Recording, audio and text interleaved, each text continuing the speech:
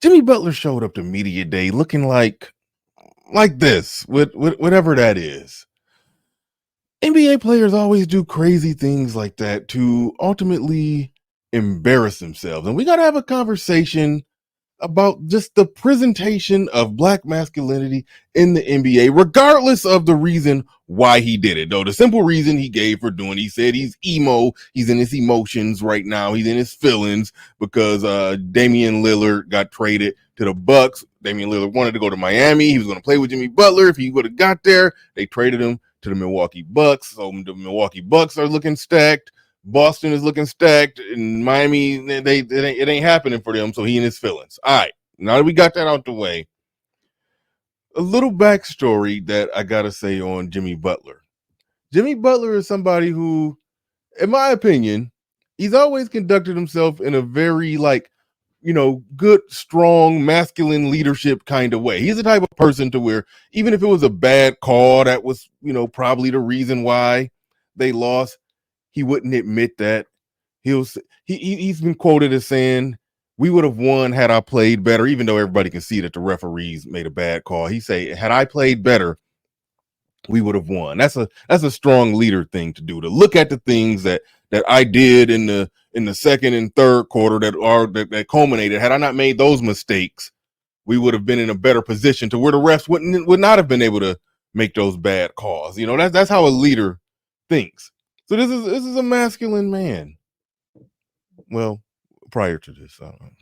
This was a masculine man who decided to get his hair whipped. I believe that style is called a silk press. I've been told. So he decided to do that.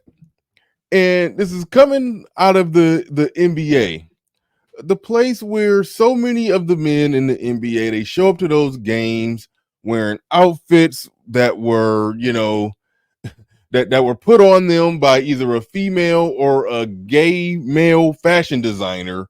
Got these guys out there in all kind of weird culottes, capris, and kilts, or I think they may have been kilts or skirts. I don't know. Like they got them out there doing wild stuff, and this is the one of the places that, I mean, it's really like the apex of black male athleticism and testosterone.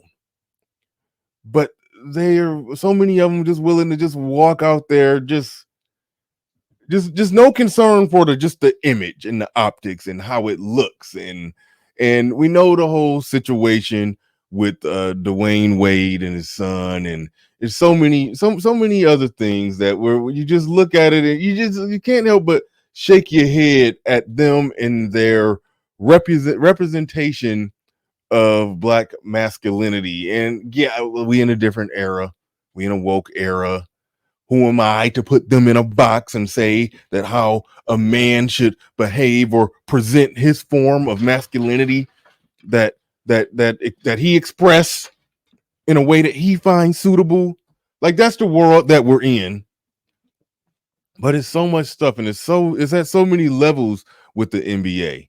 When you look at the NBA, you notice that this is the place where, we seen it with Zion Williams prior to all that, stuff with the Mariah Mills chick and the, baby gate and face tattoo gate and all of that stuff.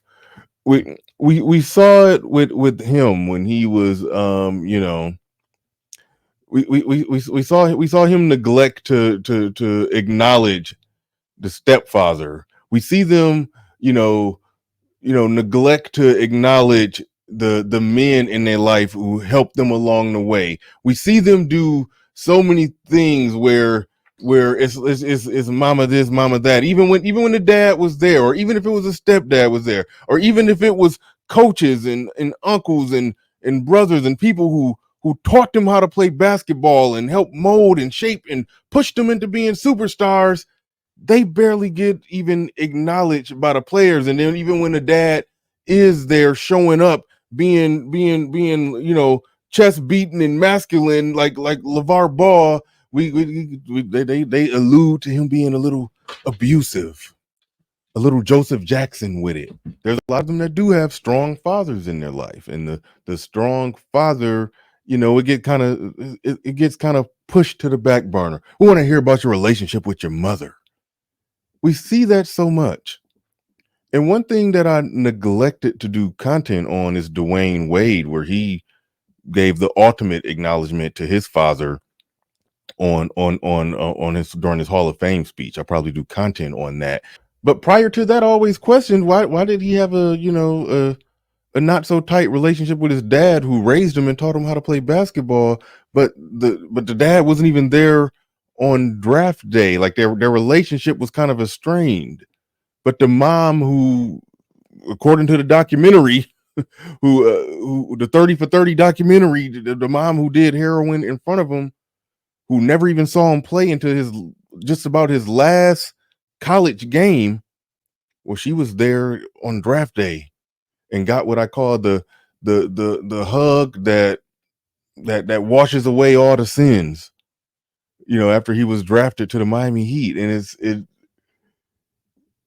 it's something that I think black men do have to look at, do have to understand, and do have to acknowledge the part that black men themselves play in the pushing aside of masculinity, of fatherhood, and the whole works. So yes, we're just talking about Jimmy Butler, who just got his hair pressed, and he did it as, kind of as a joke. But given the track record and everything that we see in the NBA, the crazy clothes and all that's going on, all that's happening with how they look, how they dress, and how they interact, it just, I can't help but just throw this in the same pot. Whatever his reason was is irrelevant to me. I'm throwing it right in the same pot with all the suspect clothes that they be wearing. The presentation of black masculinity by the NBA it's not hitting right for me. It's not hitting right for me. And yes, I know entertainers have always been eccentric and have done crazy things. Look at how they used to dress in the 80s. Somebody gonna bring up Prince and all. Yeah, I get it. But I can't help but acknowledge what I'm seeing here. But let me know what y'all think in the comment section.